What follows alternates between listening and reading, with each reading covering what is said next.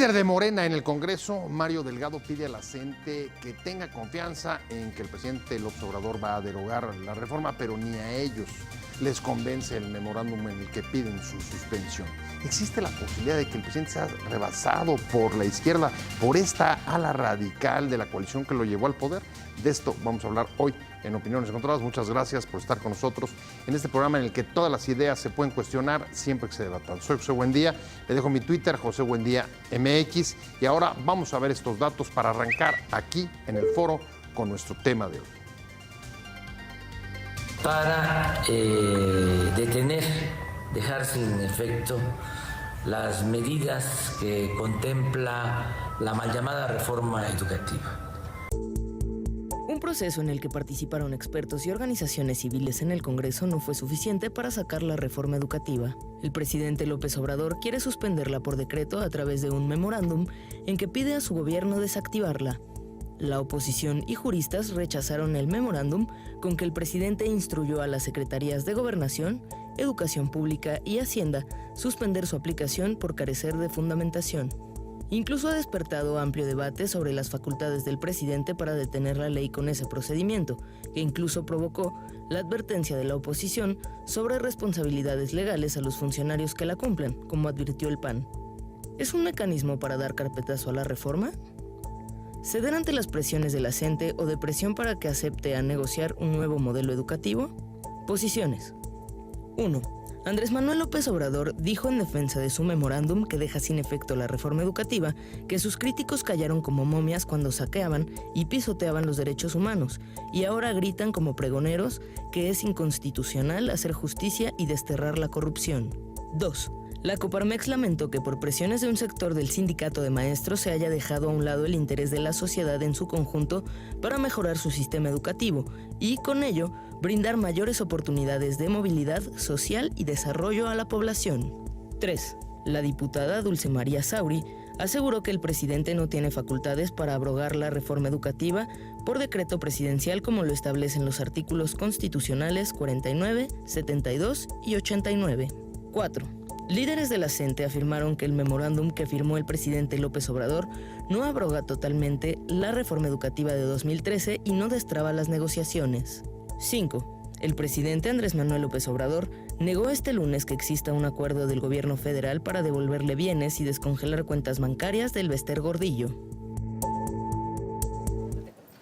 Desde el martes pasado en que se anunció el memorándum en el que el presidente habló del memorándum en el que pediría a las dependencias que suspendieran la aplicación de la reforma educativa, se han sucedido acciones y reacciones. Hoy mismo el coordinador de Morena en el Congreso le decía, Mario Delgado le pide a la gente que confíe en que va a ser derogada. Sin embargo, sigue habiendo una enorme polémica en relación con este memorándum, con las facultades del presidente para expedirlo, con la legalidad del mismo, con la eficacia de poder utilizar un instrumento así, sobre todo después de que el Congreso había ya aprobado en comisiones una reforma que no subió al Pleno por el bloqueo de la CENTE. Muchas gracias. Mariana, ¿cómo estás? Un gusto, como siempre. Mariana Benítez, usted ya la conoce, abogada de la UNAM, y además una larga, y del ITAM, para que no se enoje. Mitad dedicada, ahora que ya se cumplieron 20 años del paro, Sí, claro. empecé mi carrera en la UNAM. Bueno, ahí la tiene, esa fue una especificación que no teníamos, pero la agregamos. Muchas gracias, Marco Antonio Sein Chávez, ahí sí, abogado de la UNAM, secretario técnico de la facultad. Así es, muy agradecido por la invitación y un gusto estar aquí con ustedes. Al contrario, muchas gracias por que hayas accedido, porque estés con nosotros. Y me gustaría, un poco empezar con este primer dato, Mariana, que es, un poco parte del proceso político, un proceso de parlamento abierto, como decía el reportaje con el que abrimos, y luego un acuerdo de los partidos, incluida la propia Morena, no logra que se apruebe una nueva reforma que sustituya a la de Peña de 2013 y se emite un memorándum, o por lo menos el presidente dice que la va a cancelar a través de un memorándum. ¿Cuál es tu primera impresión? Que ya después de 6, 7 días... De verdad fue de sorpresa, de que mi capacidad de asombro se ha extendido y ampliado demasiado. la verdad es de que por todos lados, ¿no? Es decir, como bien dices tú, hay que saber dónde venimos. No se aprueba la reforma educativa, que creo ha sido una de sus principales o primera derrotas del presidente en cuanto a derrotas temporales, vamos a decirlo así, y se nota su frustración. Un poco está inquieto, está incómodo con el resultado de que no ha podido cumplirle a uno de sus principales aliados, que son los maestros y en particular la CENTE, la coordinadora, esta promesa que hizo de campaña de eliminar y terminar con la llamada reforma educativa. ¿Tú asocias memorándum con frustración? Yo sí creo que... O sea, no es una estrategia, no es que haya sido vencido por las presiones de la propia coordinadora. Pues ¿qué es eso? Es frustración es frustración porque se está dando cuenta el presidente de que gobernar tiene sus límites, tiene sus dificultades y ya se está empezando a topar con esas dificultades, con los consensos que tienen que cocinarse en el Congreso, con que no todo lo que él diga o piense implementar se hace y se hace inmediatamente, ¿sí? Hay contrapesos y hay otros poderes que están encargados, de acuerdo a las competencias que establece la Constitución, de aprobar una legislación para eso. Entonces, yo como lo leo está frustrado, pero al mismo tiempo está desesperado por dar un resultado y darle un mensaje muy claro. Inclusive lo dijo en una conferencia de prensa en la semana pasada, hoy de alguna forma repitió, ¿no? O sea, él lo que él quiere mandar es un mensaje político. Ahora ya le está quitando un poco el sentido jurídico del memorándum, al menos eso advertí en sus declaraciones, de que era más para unas, digamos, como directrices, así se entiende, un mensaje como a sus secretarios, pero también va para la coordinadora de que va a cumplir. Y lo peor de todo es que, bueno, las reacciones no se dejaron esperar. Bueno, a ver, y hoy lo de Mario Delgado me parece que va en la línea de lo que estás diciendo. O sea, lo que estás saliendo a decir es casi, por favor, coordinadora, créanle al presidente de que en efecto confíen en él, sí la va a derogar. Me parece que de verdad es, digamos, muy rápido vimos a un presidente, pues de alguna forma... No quiero decirlo tan bruscamente, pero como sometido, ¿no? a sus propias, a lo mejor vamos a decirlo, a sus propios compromisos, pero lo cierto es que todo esto no valió, no fue suficiente para que la coordinadora cambiara de opinión.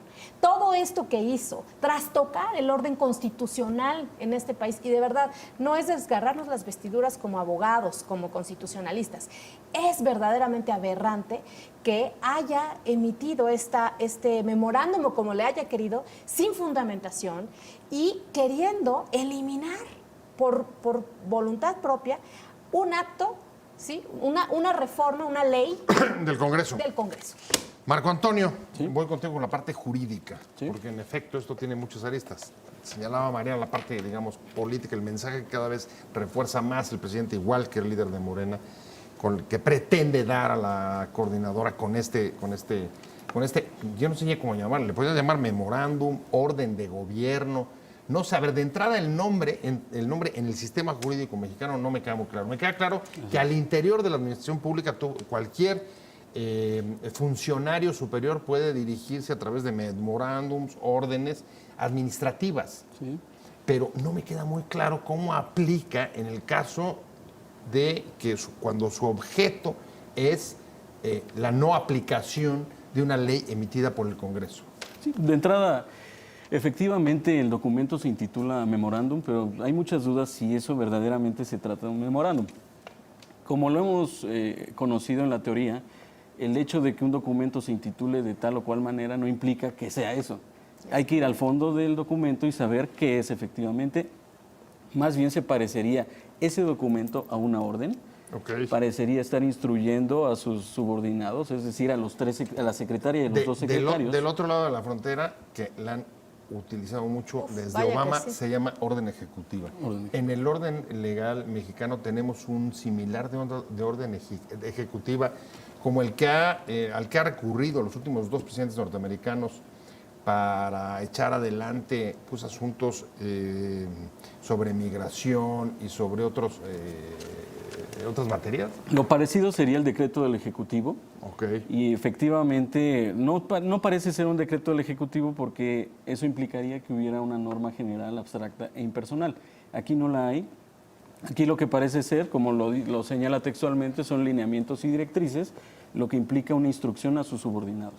Él, como titular de la Administración Pública Federal, del Ejecutivo Federal, él puede dar órdenes a sus subordinados, a los titulares de las dependencias. Ahí no hay duda, eso no es anticonstitucional, sino todo lo contrario, es parte normal del funcionamiento de la administración pública. No puede ser un acto administrativo, un acto llevado a cabo en aras de la función administrativa del Poder Ejecutivo, porque primero, no está ni fundado ni motivado, segundo, no es un órgano competente para dar ese tipo de órdenes, y además el objeto parecería no ser un objeto lícito, puesto... A ver, entonces, déjame ir un corte rapidísimo, pero retomo para regresar sobre ese.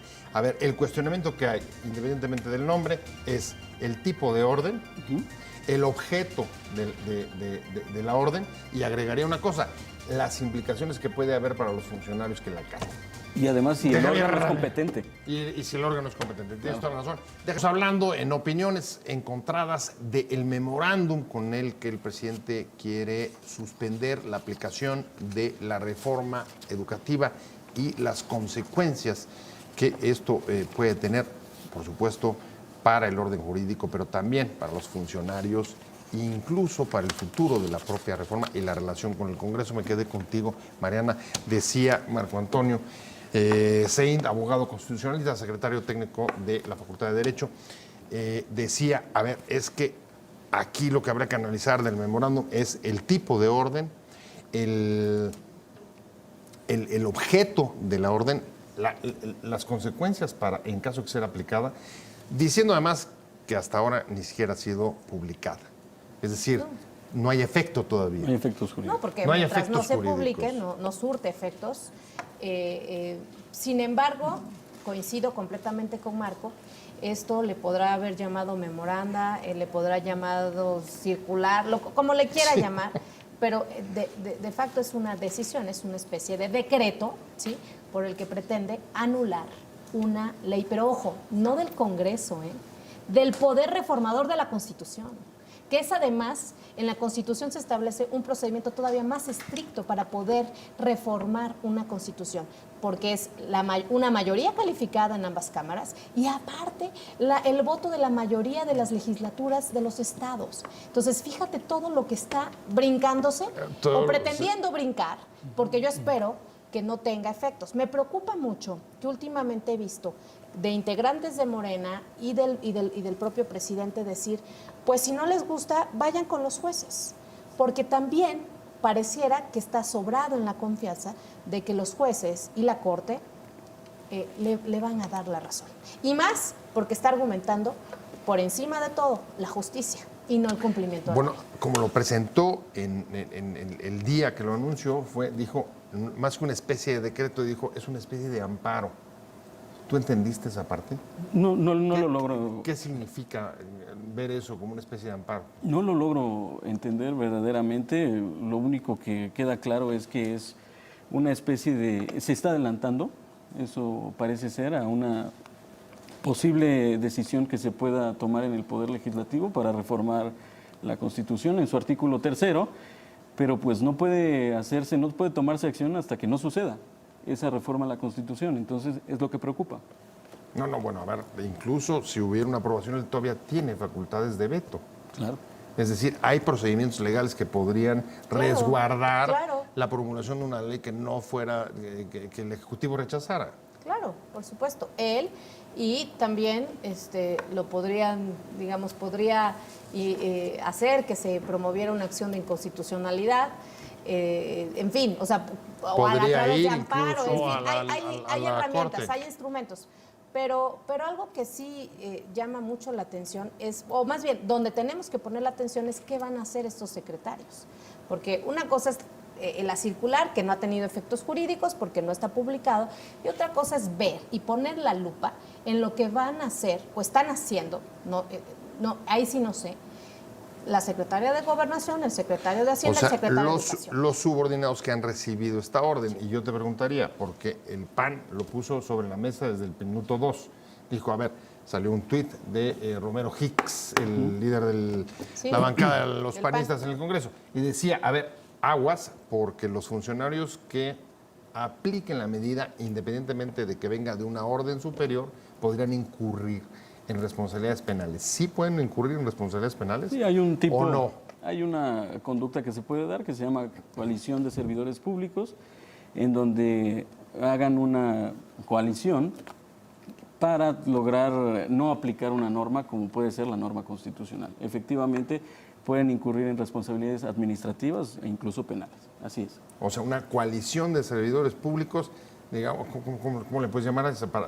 Sería una especie de desacato. Una especie de desacato en donde, por un acuerdo de todos, de ahí la palabra coalición, se inaplique una norma. En este caso, la norma fundamental. ¿Tú crees que a eso llegue esto? Cuando tú decías poner la lupa, a ver, es que sí es un asunto muy complicado. Yo no me gustaría estar ahorita en el papel de ninguno de los secretarios, la verdad. Principalmente de Pero, a Olga ver, Sánchez Cordero, a por ver. Dios. A ver, fue ministra y ella, recuerdo una declaración en campaña de Olga Sánchez Cordero diciendo de que se había unido a la campaña, al proyecto de López Obrador, porque la había convencido que el proyecto era restaurar la legalidad en este país y respetar las instituciones. Que ese fue el motivo por el cual se unió a la campaña. Quiero pensar que va a ser congruente. Y hoy también hay una espléndida columna de Jesús Silva Herzog, donde habla de, vamos a ver, los límites de la dignidad, en este caso, de los 3 secretarios. Bueno, es que ahí me parece muy complicado, porque, a ver, en efecto, hay una relación de subordinación, está clara. Claro.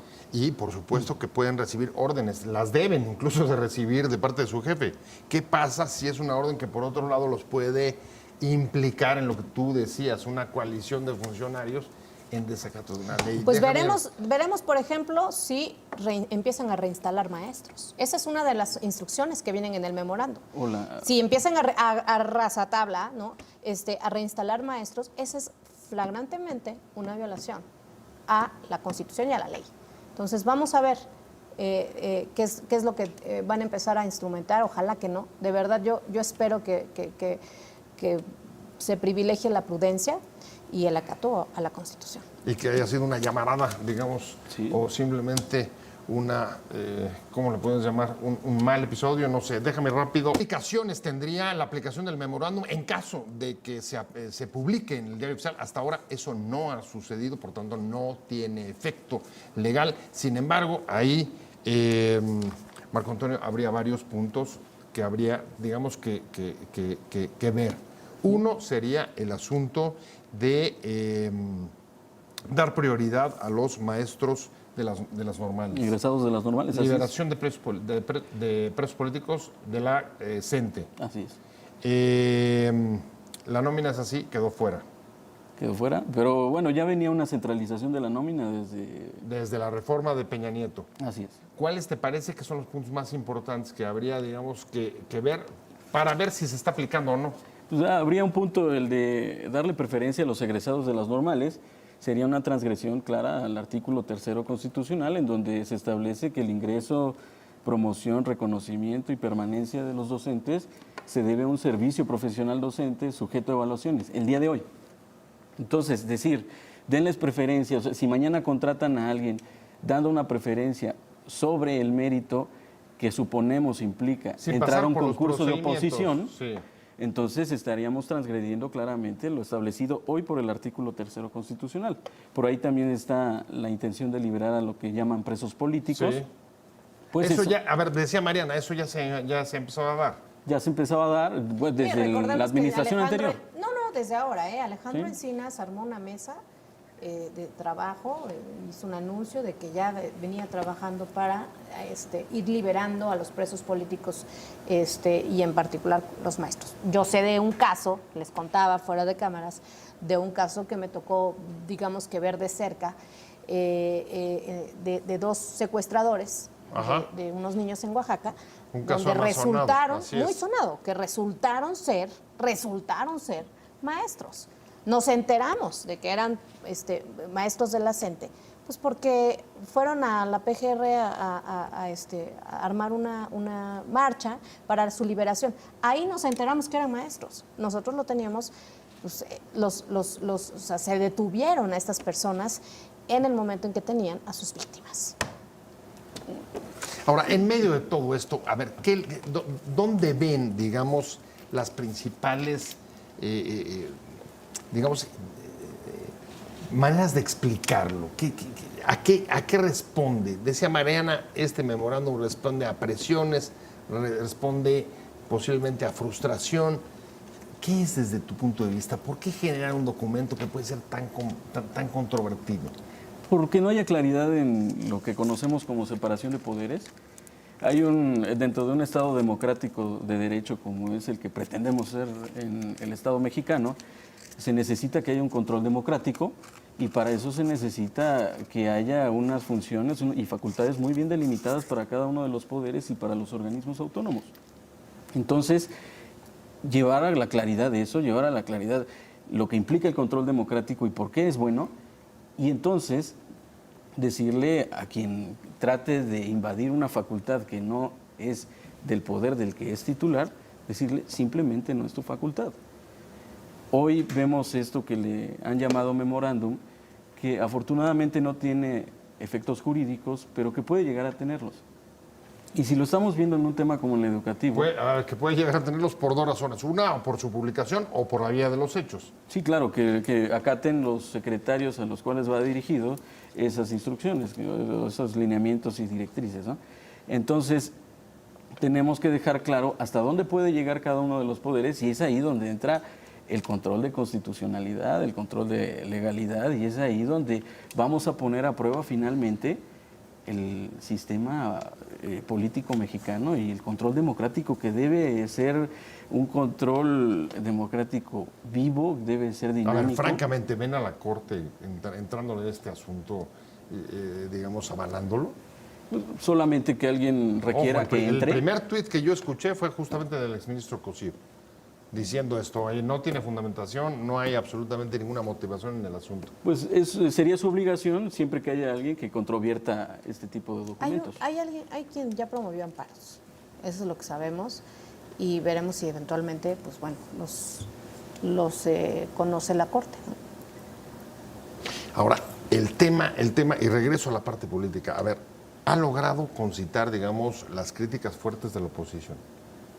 He leído desde los comentarios de Dulce María Sauri que dice hay violaciones en los artículos 49, 72 y 89 constitucional, o sea, 3, no solo una. Hay comentarios muy fuertes también del PAN, advirtiendo incluso de incurrir en responsabilidades legales de los funcionarios que lo acaten. Y de la patronal, es decir, casi está alineándose buena parte de los actores contra él. Y, sin embargo, digamos, el Ejecutivo sigue con la idea. ¿No es demasiado alto el costo? Yo creo que está abriendo muchos frentes al mismo tiempo. No parece, digamos, siento que ha caído en la idea o en la creencia de que su popularidad, ¿no?, y su legitimidad con la que llegó es una fuente inagotable, ¿no?, y que entonces le va a durar para muchos años. Hemos visto casos de presidencias que un asunto mal llevado, mal atendido, con pocos reflejos, ¿sí?, puede acabar con un sexenio, ¿no? Y entonces le está pasando eso. Y entonces, por eso no mide sus palabras, no mide los objetivos o los adversarios, como el número de adversarios que está teniendo, porque hoy por hoy se ha, pues como decimos coloquialmente, se ha echado encima a muchísimos actores, desde los medios de comunicación, que aunque son muy cautos, ¿sí?, evidentemente ven con preocupación todo lo que está pasando. La sociedad civil, a lo mejor no toda, pero muchos colectivos, muchas organizaciones, por supuesto, que están dolidas, están molestas, preocupadas. Bueno, seguramente casos ha todos habido muchos. Los que participaron, me imagino, Lo que en de el las proceso de estancias. Parlamento abierto, en la dictaminación. Perdón. Por Simplemente supuesto, todas no nos las vayamos tan organizaciones lejos. que participaron en la dictaminación. Y eso es lo peor. El mensaje que queda es, no importa este Parlamento abierto, la construcción de consensos con el sector privado, con la academia, con los legisladores y con la sociedad civil. Porque todo eso, aunque se haya trabajado meses, y aquí estuvo gente que nos dijo que trabajaron meses esta reforma, ¿sí? No vale, eso no vale, porque lo único que le importa al presidente es su alianza con los maestros. Y al final, una crítica que también ha prevalecido dentro de la defensa que ha hecho el presidente en los últimos días, desde el martes, y es ver las críticas como ataques personales a su gobierno y, digamos, acusaciones infundadas e hipócritas. Regreso. Recta final de Opiniones Encontradas. ¿Cuál es el significado político de este memorándum tan controvertido del Ejecutivo que sacó el 16 de este mes, apenas la semana pasada? Estamos hablando con Mariana Benítez, Marco Antonio Seín Chávez. La verdad, antes de irnos a cortes, decíamos, la defensa que ha hecho el presidente de su memorándum ha sido mucho a la luz de rechazar las críticas por considerar que se trata de ataques personales, cuando no de expresiones de fuerzas conservadoras hipócritas que ahora defienden la legalidad cuando antes no lo hicieron. ¿Cómo ves tú, digamos, desde tu posición de constitucionalista en la UNAM, esta visión Pues con la que está reaccionando? He visto mucho que se basa en un tema de justicia por encima de un tema de legalidad. Y pues eso es precisamente por lo que debemos propugnar todos, porque no quede ese espacio para que cualquiera pueda hablar de la justicia y hacer lo que crea que sea necesario, incluso en contra de la ley, para llegar a esa justicia.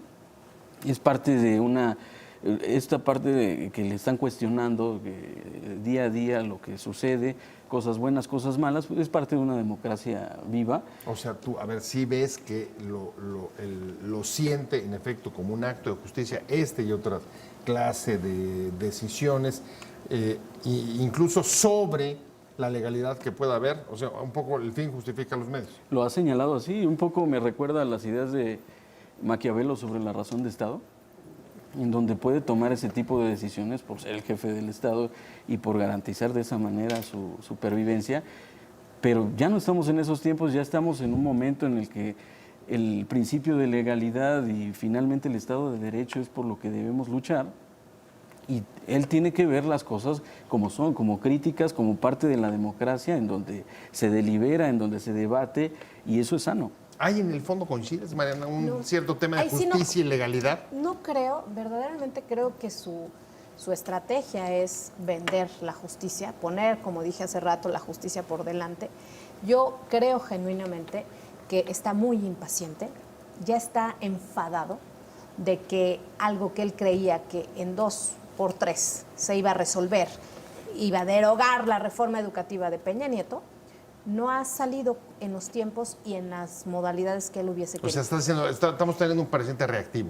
En esto sí, porque en lo otro pues pone agenda, pone agenda diario. Pero en esto me parece que el presidente lo está haciendo porque necesita mandarle un mensaje más contundente aún. Y lo que no se ha dado cuenta, porque es primera vez que realmente es presidente, es que los de la CENTE no tienen llenadera, pero ya se está dando cuenta. Eso les ha pasado a gobernadores de muchos estados, incluyendo estados del sur, donde tienen estas, digamos, las secciones más fuertes, y les ha pasado a los presidentes, ¿sí? Y ya le está pasando a él. Ya se está dando cuenta que una cosa es decir, qué mal lo que hacen, se resuelve de esta manera, y otra cosa es ser presidente y enfrentarte a estas circunstancias con los límites, insisto, que tienes. Dirían, para ti es una bronca de ejercer el poder, y para ti más bien es una problemática de la forma de concebir el poder. ¿Sería, digamos, una diferencia importante entre ustedes? Sí. Pero finalmente en la concepción que tiene el poder lleva el ejercicio, ¿no?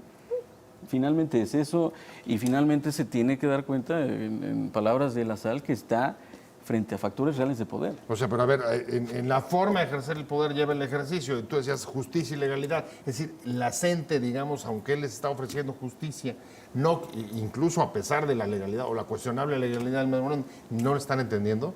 No lo están entendiendo así porque ellos tienen que verlo en material. Eso nos ha quedado claro. O sea, está más allá de la política. Ellos quieren O sea, plazas de vuelta, ellos quieren reinstalaciones a los que fueron cesados y ellos quieren pues seguir controlando el sistema educativo. No nos hagamos tontos. Esa Entonces, es la verdadera apuesta de este grupo que, ojo, ni siquiera es todos los docentes de México. Estamos hablando de un grupo en particular, porque también hay que deslindar de esto al resto de los maestros que obviamente no comparten lo que están haciendo los de la CENTE, ¿no? Entonces, a su propio presidente por el que votaron, pues miren, ¿no?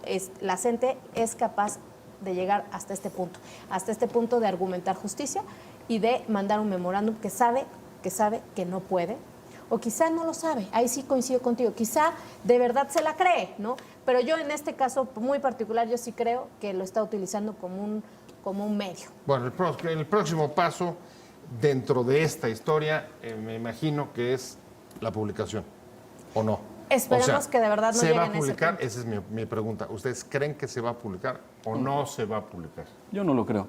En todo caso, lo que deberíamos estar observando es si se acata o no. Pero no creo que vaya a una publicación. O sea, si se acata en la práctica. O sea, tan importante sería una como Claro. la otra. Habría que estar, ¿ustedes estarían al pendiente de las dos? Sí, por supuesto. Pero, A ver, por por supuesto. supuesto. A ver, Yo, digamos, A ver, gobernando al margen incluso de la propia publicación de su memorándum, ¿no es un poco fuerte? Bueno, ya vimos que el propio memorándum es fuerte. Y por una parte estaríamos analizando qué va a pasar de jure y por otra qué va a pasar de facto. De facto. pero yo creo que aquí lo más importante, digamos, sí son dos claras señales. Una, si se publica, sí.